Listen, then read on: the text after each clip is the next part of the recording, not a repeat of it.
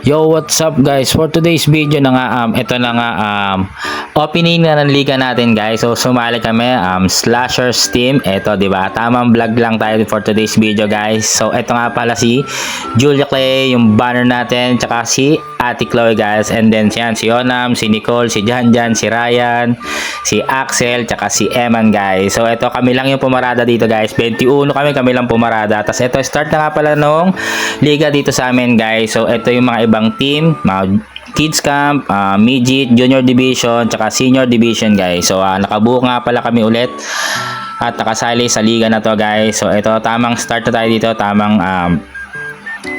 bayang magilo muna tayo dito guys. Tapos prayers, tapos introduction, tapos nag-parade tayo dito guys. Hindi ko na na-videohan yung iba guys. Tapos ang nag-host sa atin guys, ito si Wenright, si Yopski guys, ayan.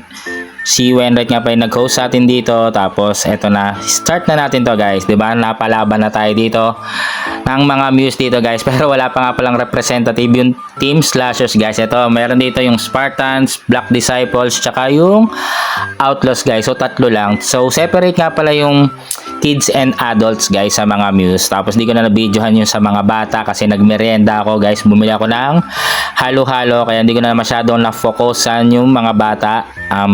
Mga Muse na bata guys, mga nag-TikTok din sila. Tapos dito, nagkataon lang na dito tayo nakafocus guys. Ito yung sa Outlaws. Ayan, di ba? Rumampa sila dito, nag-modeling, yan, nag-walking sila dyan guys. Tama rampa muna mga team. Ito yung sa Black Disciples guys. Ayan, di ba? Ang gaganda ng mga Muse natin for today's video guys. Taon-taon nga pala yan, di ba? Yan, mga Muse natin dito. Tapos ito sa Team Spartan guys, 'di ba? May pag-ikot pa, 'di ba? Napakagaling naman. 'Di ba? Ang gaganda ng mga Muse natin dito guys. Tapos ito nga pala yung mga trophy natin guys. So abangan niyo yung mga Liga vlogs natin dito guys, Summer League. So sige, panoorin niyo na lang yung mga basketball natin dito guys.